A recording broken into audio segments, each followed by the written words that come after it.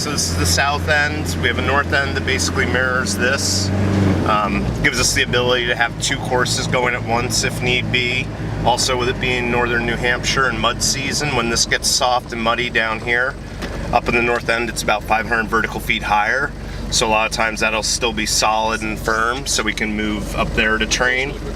And as we go through the property, you'll see little trails off, our off-road trails throughout the facility going off. This is our mile road. Roads like this begin using on days 4 and 5, a little more advanced training.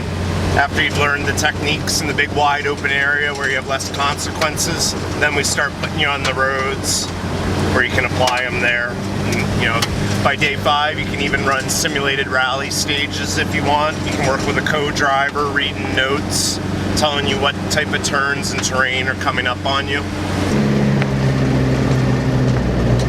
Area like this. Look down to your left, you'll see part of like our off-road terrain. We take our Jeep Cherokees that we use for high center of gravity training down there, primarily government training. They go down, spend about a day working with the Jeeps, driving them both high speed to have a feel for a car with the higher center of gravity like you might run into in the field, as well as off-road if they get stuck.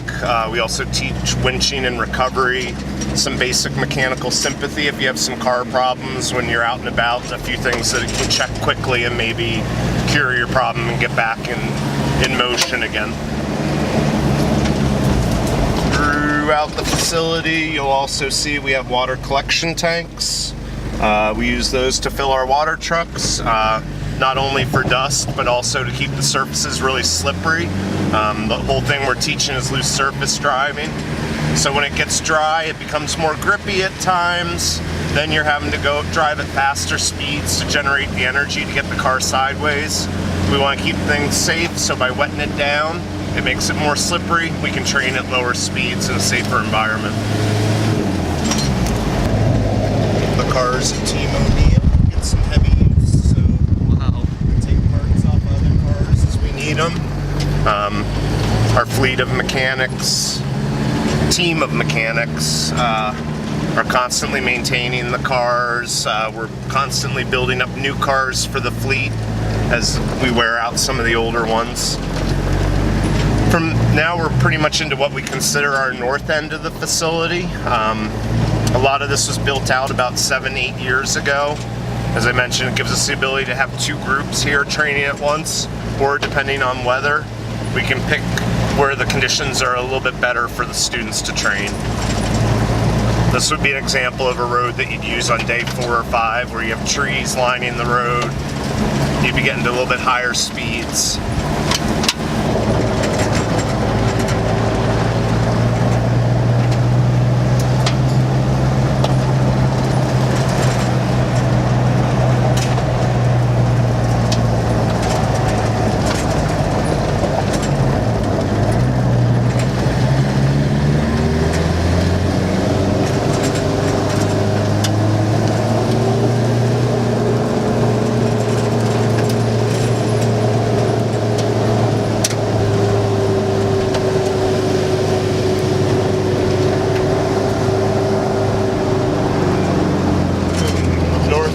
Facility here.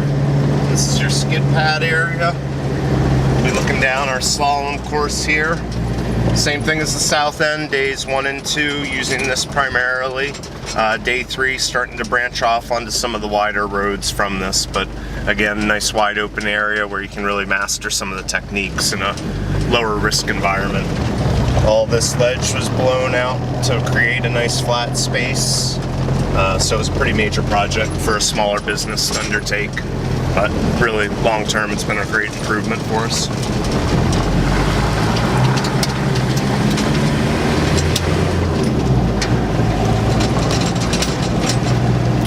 North end cabin. This building, it's a slab, so it serves a lot of different purposes. It's really nice because if we do have 2 courses going at once, we'll bring students up here and do some of our classroom sessions in there. We do have TV, AV, and everything in there. A lot of private corporate groups will be based out of here at times.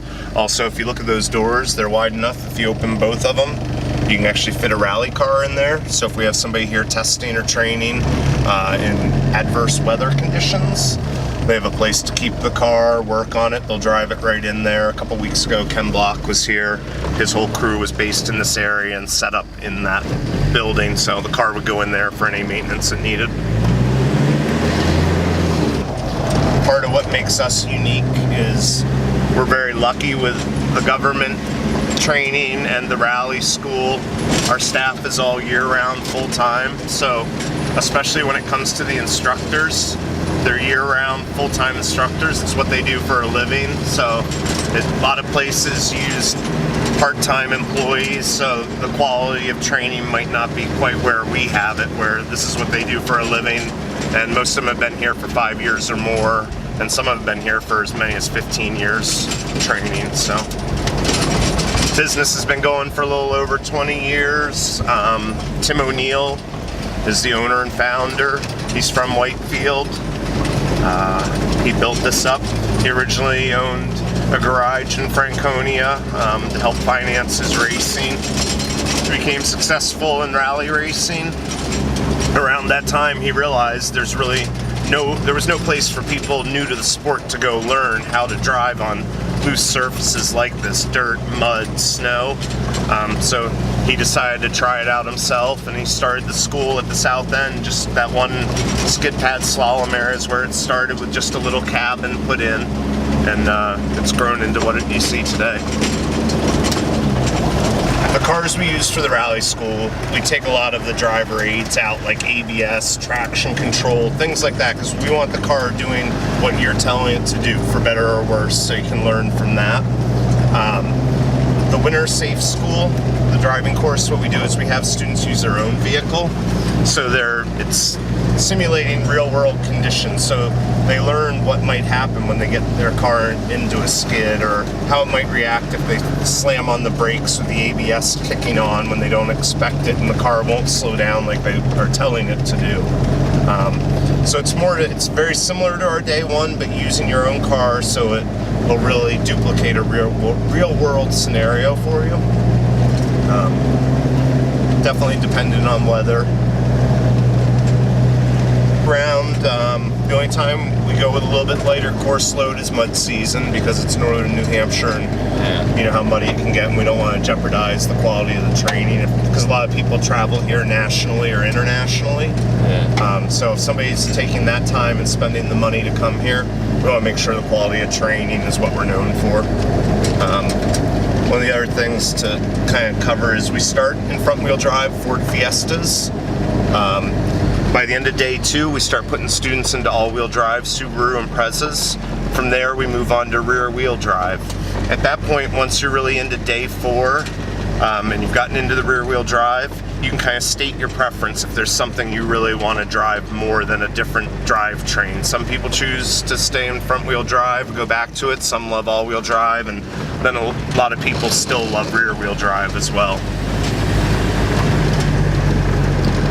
And then if the class is doing really well and students are doing a good job and the instructors are comfortable, we'll bring out some of our turbocharged vehicles, like Ford Fiesta STs, Subaru WRX, something with a little bit more power. But for the most part, we don't need anything with too much power out here. The roads were built for this purpose. They're tight, they're turny, so there's not a lot of straightaways. We're not really here to work on top speed. A lot of it is the car control aspect of it.